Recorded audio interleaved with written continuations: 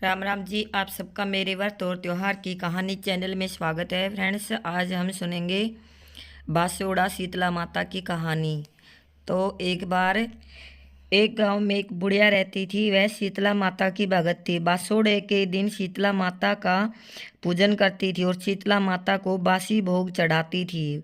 बासोड़े के दिन वह बुढ़िया खुद भी ठंडा भोजन खाती थी। पूरे गांव में और कोई भी शीतला माता की पूजा नहीं करता था और ना कोई ही ठंडा भोजन खाता था। एक दिन शीतला माता ने सोचा कि चलो मैं धरती पर जाकर देखती हूँ मुझे कौन कौन मानता है और कौन कौन मुझे नहीं मानता। यह सोचकर शीतला माता धरती पर उसी गांव में आ गई जिसमें बुढ़िया रहती थी। गांव में आकर शीतला माता ने देखा कि सभी के घर में खाना बन रहा था, कोई भी बासोड़ा की पूजा नहीं कर रहा था। शीतला माता ने गांव की बहुत सी औरतों से कहा कि मेरे सिर में बहुत सी जुएं हो गई हैं, निकाल दो।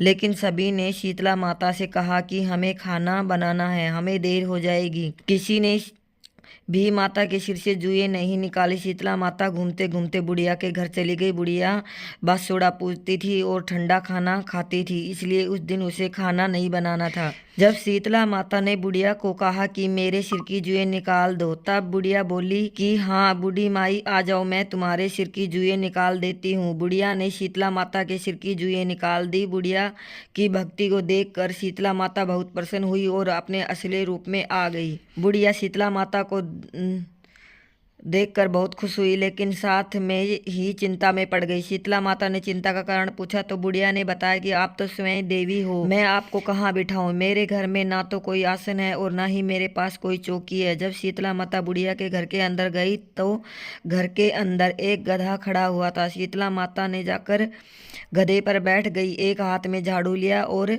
दूसरे में कलश ली और बुढ़िया के घर का सारा दलिद्दर कलश में भरकर ले गई। साथ ही बुढ़िया को बहुत सारा अन्न धन देकर चली गई। शीतला माता क्योंकि गांव वालों पर बहुत ज्यादा क्रोधित थी, इसलिए शीतला माता के प्रकोप से पूरे गांव में आग लग गई। पूरा गांव जल गया, बुढ़िया की झोपड़ी नहीं जली। जब राजा को इस बात का पता चला तो राजा ने बुढ़िया को बुलाया और उससे उसके घर न जलने का कारण पूछा। तब बुढ़िया ने बताया कि मैं शीतला माता की पूजा करती हूँ, बासोड़ा के दिन स्वयं भी बासी खाना खाती हूँ और शीतला माता को भी बासी भोग लगाती हूँ, इसलिए शीतला माता की कृपा से मेरे घर में आग नहीं लगी। गांव में कोई भी बासोड़ा नहीं पूजता है और शीतला माता को नहीं मानता है, इसलिए सभी के घर जल गए। राजा ने सारे गांव में ढिंढोरा पिटवा दिया कि आगे से सभी शीतला माता का पूजन करें, सभी बासोड़े के दिन ठंडा खाना खाएं।